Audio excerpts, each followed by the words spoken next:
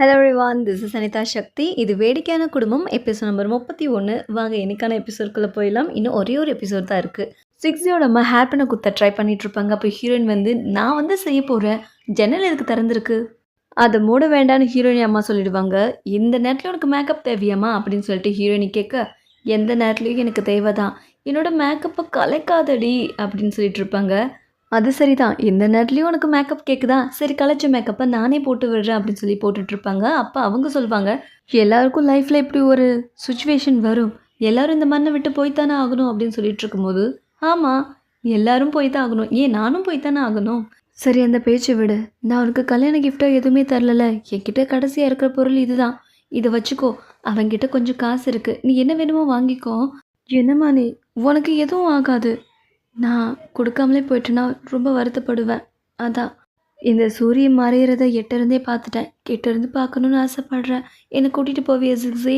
உடனே அதை நினச்சி ஃபீல் பண்ணிகிட்ருப்பாங்க. ஒரு பக்கம் நம்மளோட ஹீரோ அருவா எடுத்துக்கிட்டு அவரோட வீட்டுக்கே வருவார். இவர் அருவா கொண்டு வரதை பார்த்து எல்லாம் பயந்து தெரிச்சு ஓடுவாங்க. அவர் லாங்டன் சொன்ன உண்மையை கேட்டு அவங்க சித்தப்பாவை போட்டு தள்ளுறதுக்காக தான் வந்திருப்பார். கோவமாக பேர் சொல்லிட்டு கதவை திறக்கும் போது அவங்க சித்தப்பா ஆல்ரெடி ரெடியாக தான் இருப்பார். ஒரு கட்டையில் நம்ம ஹீரோவை அடித்து சாத்திடுவார். அவரும் நொண்டியாக உட்காந்துட்ருப்பார். என்ன உனக்கு எல்லா உண்மையும் தெரிஞ்சு போயிடுச்சா, என்னை கொல்றதுக்கு கத்தியோட வரலாம் ஆரம்பிச்சுட்டு, என் அம்மாவை கொண்டது நீ தானே, அந்த துரோகி நீ தானே, சொல்லுடா ஏன்டா அப்படி பண்ண. ஆ உனக்கு உண்மை தெரிஞ்சிருச்சு, ஆமாம் உன்னோட அம்மாவை நான் தான் கொன்னேன், அதுக்கு என்ன செய்ய போகிற. நானும் லாங்டனும் சேர்ந்து தான் உங்கள் அம்மாவை ஸ்பையாக அந்த வீட்டுக்கு அமிச்சோம். உன் அம்மா ஒரு ஸ்பை, இந்த குடும்பத்துக்கு வந்தவ எனக்கு துரோகம் செஞ்சுட்டு எங்கள் அண்ணன் கூட சேர்ந்துட்டு டீயை டெவலப் பண்ணிட்டா, அது தப்பு தானே. அதான் நான் உன் அம்மாவுக்கு இப்படி ஒரு ஆப்பை வச்சேன்.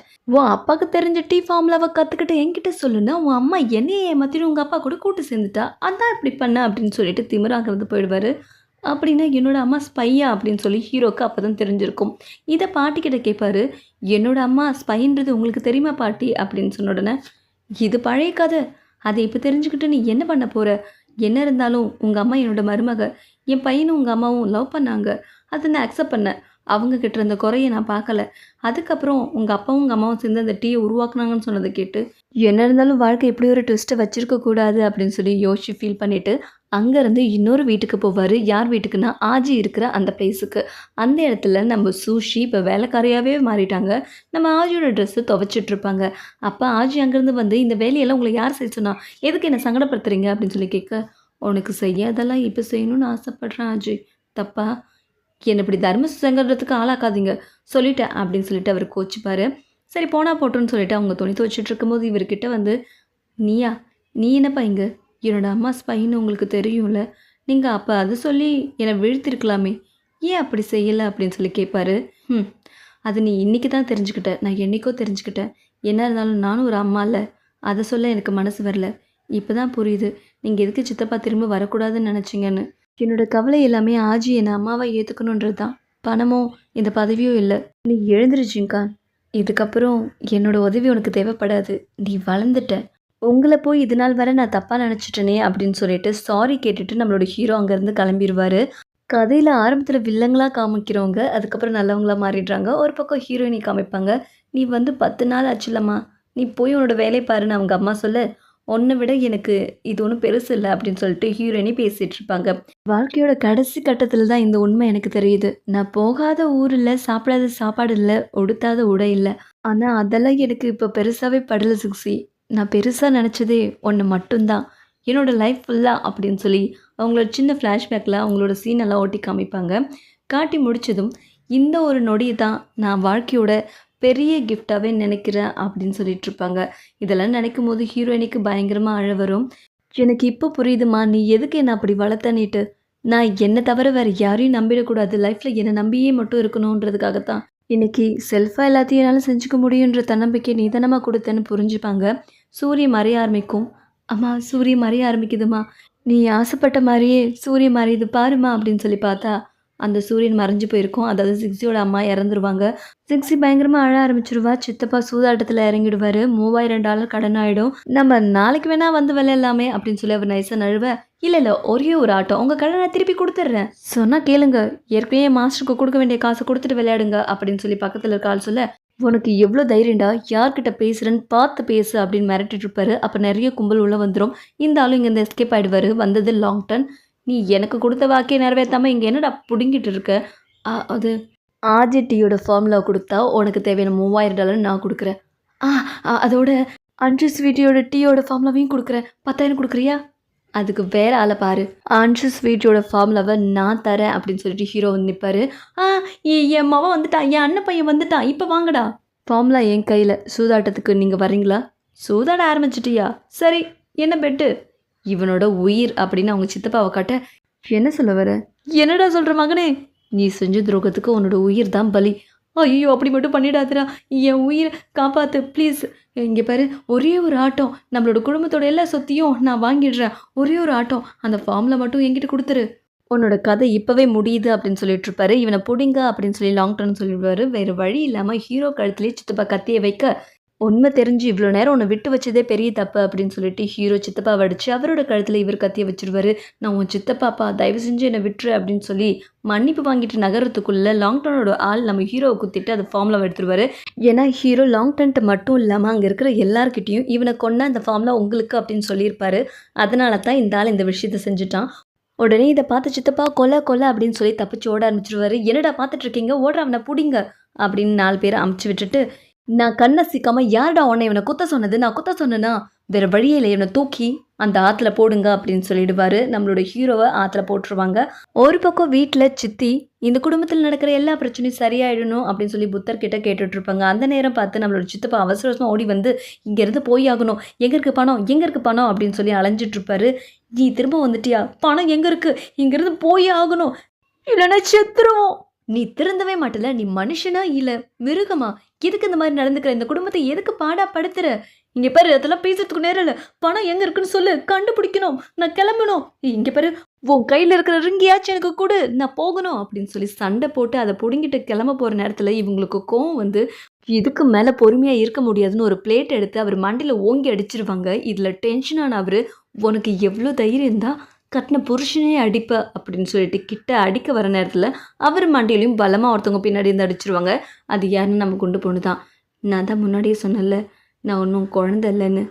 கேட்டா தானே நீ இவனை அப்படின்னு சொல்லிட்டு மறுபடியும் செத்த கற்பாம்பூச்சி திரும்ப திரும்ப அடிச்சிட்ருப்பாங்க. ஐயோ போதுண்டி, அவன் செத்துட்டு போகிறான், விட்டுடி. நீ ஓகே இல்லைம்மா? ஓகே தான், எனக்கு நம்பிக்கை வந்துருச்சு, நீ என்னை பார்த்துப்ப அப்படின்னு சொல்லி நம்ப ஆரம்பிச்சிருவாங்க. ஒரு பக்கம் நம்மளோட சூஷியை பார்க்கறதுக்காக வேலைக்கார பொண்ணு வந்திருப்பா. ஷின்கானுக்கு இப்படி நடந்து போச்சுன்னு சொன்ன உடனே எது நடக்கக்கூடாதுன்னு நான் நினச்சினோ அதுவே நடந்துருச்சு அப்படின்னு சொல்லி சித்தி உட்காந்துருப்பாங்க. ஒரு பக்கம் சித்தப்பாவை கட்டி போட்டு பாட்டி முன்னாடி உட்கார வச்சுருப்பாங்க. என்னை மன்னிச்சிருமா, என்னை விட்டுரு, இதுக்கப்புறம் இந்த குடும்பத்துக்கு நான் திரும்பி வரவே மாட்டேன் அப்படின்னு சொல்லி மன்னிப்பு கேட்டுட்ருப்பாரு. இந்த குடும்பத்தோட லிஸ்ட்லேருந்து இவன் பேரையே எடுத்துருங்க அப்படின்னு சொல்லி பாட்டி சொன்னதை கேட்டு, மா அப்படி மட்டும் பண்ணிடாதம்மா, தயவு செஞ்சு நான் இங்கிருந்து போயிடுறேம்மா அப்படின்றதுக்குள்ளேயே இவனை நான் பர்சனலாக ஜெயிலில் அடைக்க சொன்னேன்னு மாஜிஸ்ட்ரேட் கிட்ட சொல்லிடுங்க அப்படின்னு சொல்லிடுவாங்க. உன் ஒய்ஃப் நீயாச்சும் என்னை காப்பாற்றேன், நீங்கள் இன்னும் தாமதிக்காதீங்க அத்தை, கூட்டிகிட்டு போயிடுங்க, வாங்க இங்கேருந்து போகலாம். நீயும் அடி. எழுந்திரிச்சு பாட்டிக்கு மயக்கம் வந்துடும். அத்தை அத்தை இதான் சாக்கு அப்படின்னு சொல்லி சித்தப்பா தப்பிச்சு ஓட ட்ரை பண்ணுவார். அப்படி ஓடும் போது நம்ம சூஷியோட பனிப்பெண் கட்டையில் ஒரே அடி சாட்சி, இவனை சரியாக கட்டி இழுத்துட்டு போங்க சீக்கிரம் அப்படின்னு சொல்லிடுவாங்க. ஏன்னா அவங்க சித்தியை கூட்டிகிட்டு வந்துடுவாங்க, ஐ மீன் சூஷியை. அத்தை உங்களுக்கு என்னாச்சு, எழுந்துருங்க, எல்லா விஷயமும் இப்போ தான் கேள்விப்பட்டேன், இப்போ பேசுறதுக்கு டைம் இல்லை, நம்ம ஜிங்கானை தேடி ஆகணும். நீங்கள் பாருங்கள், நீங்கள் போய் டாக்டரை கூட்டிகிட்டு வாங்க, எந்த நேரத்தில் வேணால் நம்ம ஜிங்கானை கண்டுபிடிக்கலாம், அவரோட உதவி நமக்கு ரொம்ப தேவை. அப்புறம் நீ இந்த வேலையை செஞ்சிரு, நீ பாட்டி கூட இரு. குயின் இங்கே வா. வந்துட்டேன் அப்படின்னு சொல்லி ஓடி வர, என்னோட பணத்தை எல்லாத்தையும் எடு, ஜிங்கானை கண்டுபிடிச்சாகணும் சீக்கிரம், எல்லாரும் ஏன்னா பார்த்துட்டு இருக்கீங்க, செப்பரேட் ஆகி நான் சொன்ன வேலைகளை செய்யுங்க, ஜிங்கானை கண்டுபிடிச்சாகணும் அப்படின்னு சொல்லி அவசர அவசரமாக போவாங்க. சுஷி சுஷி ரொம்ப நன்றிம்மா, நீ பண்ணுற உதவிக்கலாம். குடும்பத்தாள்கிட்ட நன்றி சொல்லணும்னு அவசியம் இல்லை அத்தை, இது என்னோட குடும்பம். சரி சீக்கிரம் சீக்கிரம் எல்லாரும் போங்க அப்படின்னு சொல்லிட்டு சித்தி ரொம்ப பரபரப்பாக ஓட ஆரம்பிப்பாங்க. ஒரு பக்கம் ஜிங்கான் விழுந்த அந்த ஆற்றை சல்லடை போட்டு சலைச்சிட்ருப்பாங்க. மீன் பிடிக்கிறவங்க, அந்த கப்பல் ஓட்டுறவங்க, வீரர்கள் அப்படின்னு சொல்லிட்டு ஜிங்கானை ஒரு பக்கம் தேடிட்டு இருப்பாங்க. அப்போ நம்மளோட கூவை, ஜிக்ஸி இங்கே பாரு, இந்த துணி மாமாவோட தானே அப்படின்னு சொல்லி ஒரு ரத்தக்கரை பறிஞ்ச துணி எடுத்து வந்து காட்ட, உடனே இது அவரு தான் அப்படின்னு சொல்லிட்டு ஹீரோயினி அழுது கீழே புலம்ப ஆரம்பிச்சிருவாங்க. அதிலிருந்து 1 வருஷம் கழிச்சு காமிப்பாங்க. ஜிங்கானோட சித்தப்பா சூதாட்டத்துல நெறைய ப்ராப்பர்ட்டீஸே இழந்திருப்பாரு. இந்த வீடு ஒண்ணும் நெறைய வேலைக்காரங்கள வைக்க முடியாத நிலைமையிலயும் அந்த குடும்பம் டேமேஜா இருக்கும். இது 2 பேரு. அதுக்கப்புறம் இந்த குடும்பத்துல ஒரே ஒரு பொண்ணு தாம்மா மிஞ்சினா அப்படின்னு சொல்லி காசிப்பி பேச, "காக்கா, கா, கா பேசி முடிச்சுட்டீங்களா? விருந்து வைக்கிறேன். சாவகாசமா நின்னு ரூமர்ஸ பரப்பிட்டு போங்க. நான் 3 கறி தான் சாப்பிடாத ஆளு. அதையும் சாப்பிட வச்சுறாதீங்க. ஓடுங்க இங்கிருந்து" அப்படின்னு சொல்லி குண்டு பொண்ணு சொல்லிட்டு இருப்பா. ஒரு பக்கம் இவங்ககிட்ட மிஞ்சி இருக்கிறது நம்மளோட ஹீரோவோட ஷாப்பும் வீடும் மட்டும் தான். இவங்க இப்ப பிரெக்னன்ட்டா இருக்காங்க. இவங்க 2 பேரும் தான் இந்த கடைய இப்போதைக்கு நிர்வாகம் பண்ணிட்டுருக்குறாங்க. அந்த நேரம் பார்த்து பணிப்பெண் இவங்களுக்கு சாப்பாடு கொண்டு வந்திருப்பா. அவள தான் நம்மளோட கூவை சைட் அடிச்சிட்டுருப்பாரு. "இதெல்லாம் எடுத்து வை." எடுத்து வச்சுட்டா போச்சு" அப்படின்னு சொல்லி ஒவ்வொரு பொருளுக்கும் சைட் அடிச்சிட்டுருப்பாரு. இதெல்லாம் பார்க்கும்போது ஜியோக்கு ரொம்ப வெட்கமா இருக்கும். "யோ! இவன் என்ன இப்படி பண்ணிட்டுருக்கான்? அம்மா ஒரே ஆளாவா இவ்ளோ சமைச்சாங்க? நானும் வேற வேலைக்காரி வைங்கன்றேன் கேட்க மாட்றாங்களே!" எப்படி வைப்பாங்க? அவங்களுக்கு தான் அழகான வேலைக்காரி நீ இருக்கல்ல. ம்ம். ஐயோ! என்னால தாங்க முடியல. 2 பேரும் கொஞ்சம் வெளியில போறீங்களா? நான் தனியாவே சாப்பிட்டுக்கிறேன். டீ கிடைக்குமா? அப்படின்னு சொல்லி கஸ்டமர் சவுண்ட் கேட்கும். கிடைக்கும் இதோ வந்துடுறேன் அப்படின்னு சொல்லி சாப்பாட பாதியிலேயே விட்டு கூவை போயிடுவாரு. கூவை மாறிட்டான்ல. ஆமா ஜிக்ஸி எங்க? அவ தேயிலை தோட்டத்த வாங்குறதுக்கு போயிருக்கா. என்னது புதுசா தேயிலை தோட்டமா? ஏன்? அவளுக்கு என்ன பண்ணணும்னு தெரியும். உன் வேலைய பாரு அப்படின்னு சொல்லிட்டு இருக்கும்போது ஜிக்ஸி வந்துருவா. வா ஜிக்ஸி உட்காந்து சாப்பிடு. பரவாயில்லையே நெறைய மீட் இருக்கு. அப்புறம் சொல்ல மறந்துட்டேனே. இன்னும் 5 நாள்ல புது கடை ஓப்பன் பண்றோம். ஐயோ! ரொம்ப நல்ல விஷயம். அதுக்கு சீஃப் மேனேஜர் தேவைப்படுது. நானா? ஐயய்யோ! எனக்கு அந்த பதவியே வேண்டாம். என்னோட புருஷன் கடையே 7, 8 இருக்கு. அதுவே போதும். அத மேனேஜ் பண்ணவே பின்னாடி வருத்தப்பட மாட்டியே? இல்ல. நான் ஏன் வருத்தப்படுறேன்? அன்னைக்கு நான் சிங்கிள். இன்னைக்கு டபுள் ஆச்சு. எனக்கு நாள் ஃபுல்லா இவன பார்க்கவே நேரம் கரெக்ட்டா இருக்கும். இதுல எங்க கடைய மேனேஜ் பண்ண? So sweet. அந்த நேரம் பார்த்து என்ன சீஃப் மேனேஜர் ஆக்கலாமே. டேய்! எதுக்குடா இப்படி கிட்ட வந்து என்ன பயமுறுத்துற? அதெல்லாம் முடியாது. இந்த பிரான்ச்சுக்கு தான் நீ சீஃப் மேனேஜரா இருக்கல்ல. அதுக்கு வேற ஆள் இருக்காங்க. நீ உட்காந்து சாப்பிடு.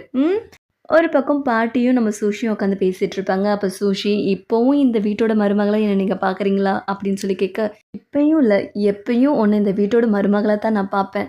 வாழ்க்கையில நான் என்னென்னவோ இம்பார்ட்டன்ட் நெனச்சேன். ஆனா பிற்காலத்துல அதெல்லாம் இம்பார்ட்டனே இல்ல." "அப்படின்னா எது இம்பார்ட்டன்ட் சொல்ல வரீங்க?" "மாடியோ விளையாடலாம். அதான் இம்பார்ட்டன்ட்" அப்படின்னு சொல்லி பாட்டிக்கு பிடிச்ச ஒரு கேம பத்தி சொல்வாங்க. ஓ! ஐயோ! என்னோட இடுப்பே நொறுங்கி போச்சு. வருஷ கணக்காச்சு என் துணிய நானே துவைச்சு. ஒரு வேலைக்காரங்க கூட இல்ல. ஹை! நீயே துவைச்சியா? Jolly, jolly, jolly. வேணும்னா 3 வேலைக்காரங்க வை. ஒண்ணு துவைக்க, ஒண்ணு புழிய, ஒண்ணு காய போட. எப்படி? அப்படின்னு சொல்லி பாட்டி கிண்டல் பண்ணிட்டுருப்பாங்க. "சும்மா இருங்க அத்தை" அப்படின்னு சொல்லிட்டு பேசிட்டு இருக்கும்போது, "சரி ஆச்சியோட கல்யாணத்துக்கு என்ன கிஃப்ட் பண்ண போற?" அப்படின்னு சொல்லி நம்ம சித்தி கேட்க, "இப்ப முன்ன மாரி நம்ம வசதியாவா இருக்கோம். அதனால என்ன? கிஃப்ட் குடுக்காமலா இருக்க முடியும்? நான் $600 குடுக்குறேன்." எது? $600 வேணாம், வேணாம்.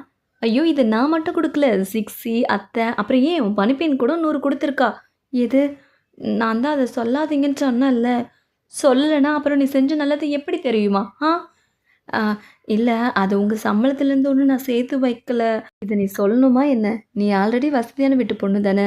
இப்ப இருக்கிற நம்ம நிலைமைக்கு $600 எல்லாம் அதிகம். நான் வேண்டான்னு நெனைக்கிறேன். அப்படியெல்லாம் சொல்லிடாத. நம்ம ஆஜிக்கு கிஃப்ட் குடுத்தே ஆகணும். குடுக்குற அளவுக்கு நான் ஒண்ணும் சீப் பதவியில இல்லையே. அந்த கதையெல்லாம் விடுமா, விட்டு தள்ளுமா. இப்ப எது இம்பார்ட்டனோ அத பாருங்க. நம்ம எல்லாரும் சேர்ந்து அது மைடோ கேம் விளையாடலாமா? என்ன பேசிட்டு இருக்கோம்? அத்தைக்கு என்ன மனசுல ஓடிட்டு இருக்கு பாரு. சரி, சரி வாங்க, வாங்க. அதோட இந்த எபிசோட் முடியுது. Next episode